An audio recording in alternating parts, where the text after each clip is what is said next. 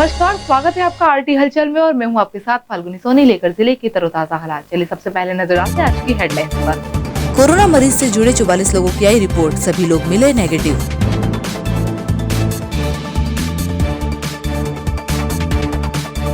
सिरसोदा में जारी है अवैध खनन, विभाग नहीं कर रहा है कार्यवाही। उद्योग संचालकों ने प्रोसेस शुरू करने के लिए दिया ज्ञापन, मजदूरों की दूर होगी परेशानी। नेपाल में चल रही है जनता रसोई, लोगों तक पहुंच रहे हैं भोजन के पैकेट्स। और अब गतिविधियां विस्तार के साथ। शनिवार को कलेक्टर कार्यालय में विधायक ठाकुर सुरेंद्र सिंह के मार्गदर्शन में एक बैठक आयोजित की गई।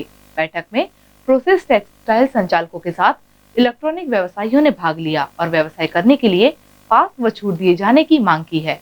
ग्रीन जोन में बन रहे शहर बुरहानपुर में अब उद्योगों और इलेक्ट्रॉनिक दुकानों को शुरू किए जाने की मांग उठने लगी है।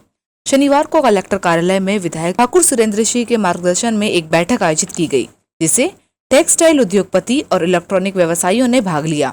सभी ने जिला प्रशासन को अपने व्यवसाय को शुरू करने के लिए ज्ञापन दिया और पास बनाने की मांग की।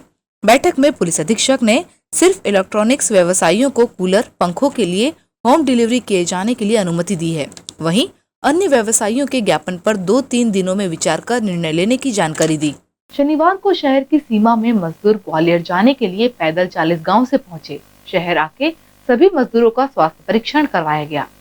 शनिवार को 40 गांव से ग्वालियर के लिए निकले मजदूर छठवें दिन बुरहानपुर पहुंचे। शहर पहुंचे इन मजदूरों का स्वास्थ्य परीक्षण जिला अस्पताल में कराया गया। वहीं पैदल आए इन मजदूरों को समाज सेवियों द्वारा भोजन के पैकेट्स भी दिए गए। 22 अप्रैल को स्वास्थ्य विभाग द्वारा जिले से 44 लोगों के रक्त नमूने जांच के लिए भेजे गए थे। वहीं शनिवार को सभी 44 लोगों की रिपोर्ट स्वास्थ्य विभाग को प्राप्त हुई। सभी की रिपोर्ट नेगेटिव आई है। जिले में महाराष्ट्र निवासी एक महिला के कोरोना पॉजिटिव मिलने के बाद स्वास्थ्य विभाग में हड़कंप मच गया था। वहीं मरीज की हिस्ट्री लेकर संपर्क में आए 44 लोगों के सैंपल लेकर जांच के लिए भेजे गए थे। 22 अप्रैल को भेजे गए सैंपल की रिपोर्ट विभाग को प्राप्त हुई है। सीएमएचओ कार्यालय से मिली जानकारी के अनुसार सभी 44 सैंपल की रिपोर्ट नेगेटिव आई है, जिसके बाद स्वास्थ्य विभाग ने राहत की सांस ली है। शनिवार को क्षेत्रीय विधायक ठाकुर सुरेंद्र सिंह ने रमजान माह के दौरान घरों में रहकर लॉकडाउन का पालन करने और सामाजिक दूरी के साथ व्यवहार करने की अपील की है।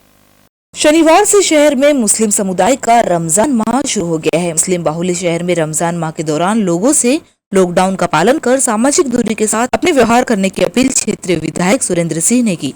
उन्होंने कहा कि रमजान माह के दौरान सभी मुस्लिम भाई सोशल डिस्टेंस का पालन कर कोरोना को हराने में शासन को सहयोग करें। सबसे पहले तो रमज़ान के पवित्र महीने के लिए मैं आप सब पूरे बुरहानपुर शहर के पूरे सब मुस्लिम भाइयों को मुबारकबाद देना चाहता हूं और मैं चाहता हूं कि इस पाक महीने के अंदर सब दुआएं अच्छे से करें, घर में बैठकर, और आइसोलेशन का पूरा आइसोलेट करके करें।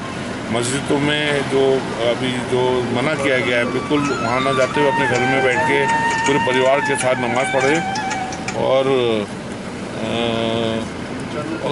अपने कोरोना वायरस से लड़ने की जितने भी आपको कॉशंस है, उस कॉशंस का बेनिफिट उठाइए। उस कॉशन के माध्यम से घर में रहिए। जितना आप घर में रहेंगे उतना कोरोना वायरस आपसे दूर रहेगा और आप अच्छे से परिवार के साथ मिलकर इस त्योहार को शुद्ध तरीके से मनाएं। शनिवार को जिला संयुक्त कलेक्टर कार्यालय में आने वाले लोगों ने सोशल डिस्टेंस का पालन नहीं किया और भीड़ लगाकर पास के लिए अपने आवेदन जमा करवाए।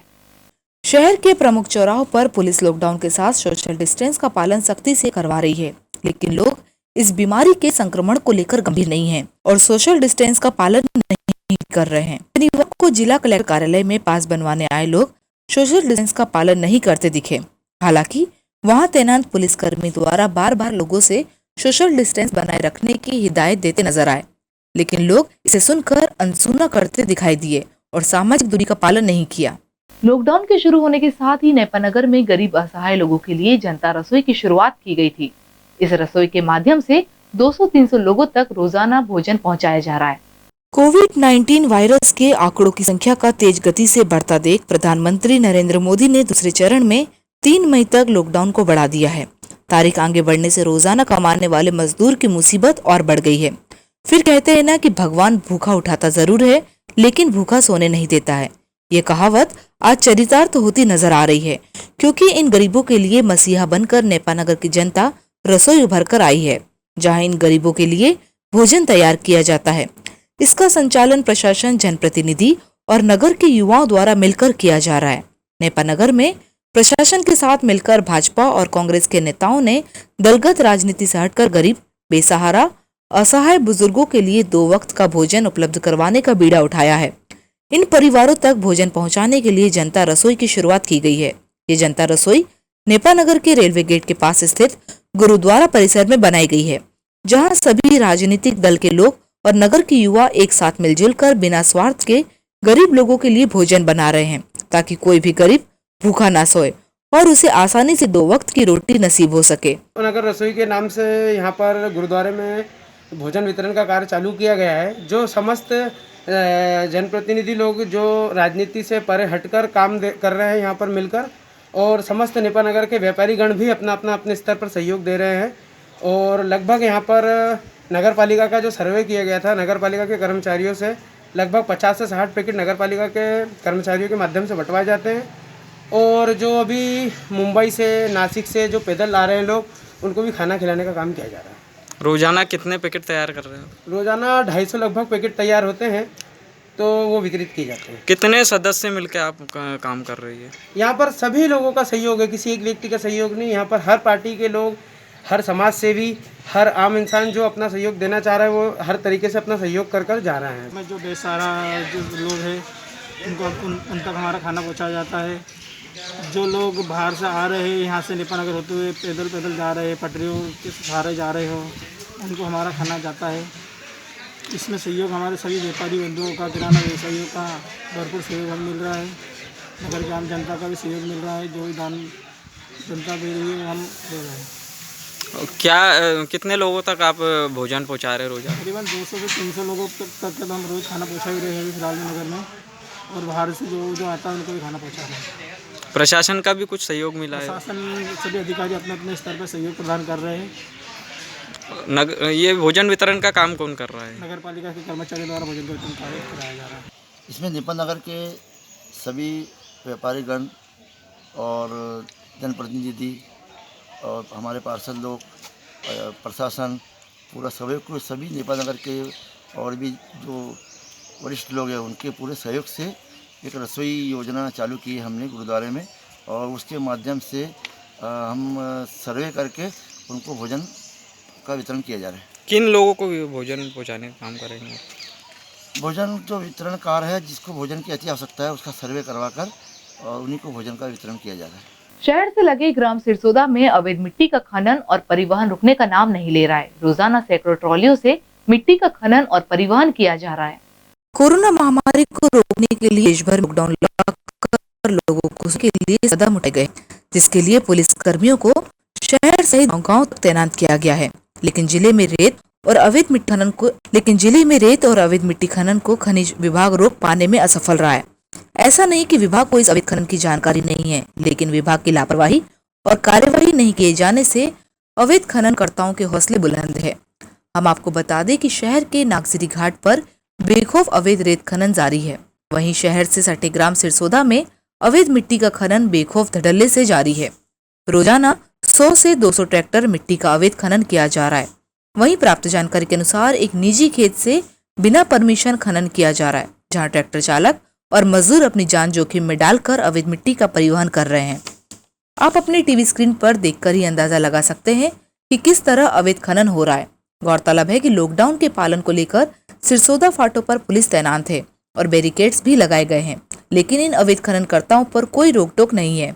शुक्रवार को नगर परिषद प्रांगण में कोरोना वायरस संक्रमण को रोकने के लिए कार्य कर रहे कर्मचारियों को सामग्री का वितरण किया गया। जिले के शाहपुर नगर में नगर परिषद द्वारा शुक्रवार को कोरोना वायरस का संक्रमण रोकने एवं बचाव के लिए कर्मचारियों को सामग्री का वितरण किया गया। निकाय क्षेत्र शाहपुर में विशेष प्रयास किए जा रहे हैं। इस संबंध में कोरोना वायरस जैसी वैश्विक महामारी को मात देने के लिए लोगों को घरों में रहने की सलाह दी जा रही है।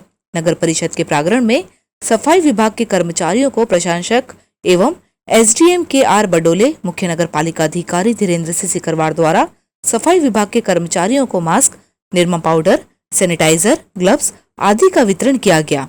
नगर को कोरोना वायरस से बचाव हेतु नगर परिषद शाहपुर सराहनीय कार्य कर रही है। जिले के ग्राम नयाखेड़ा में एक युवक द्वारा फसल में कीटनाशक छिड़काव करने के बाद बिना हाथ साफ किए खाना खा लिए जाने से उसकी तबीयत बिगड़ गई। युवक को जिला अस्पताल में इलाज के लिए भर्ती करवाया गया है। ग्रामीण क्षेत्रों में इन दिनों फसलों पर कीटनाशक दवाओं का जरूरत के अनुसार छिड़काव किया जा रहा है। जिले के ग्राम नयाखेड़ा में मूंग की फसल पर दवाई छिड़कने गए मजदूर शाहरुख ने दवाई डालने के बाद बिना हाथ धोए खाना खा लिया, जिसके कारण उसे उल्टी होने लगी। परिजनों ने उसे जिला अस्पताल में भर्ती कराया है। और अब वक्त हो चुका है आपसे विदा लेने का। जाते जाते डालते नजर आज की हेडलाइंस पर। कोरोना मरीज से जुड़े 44 लोगों की आई रिपोर्ट, सभी लोग मिले नेगेटिव।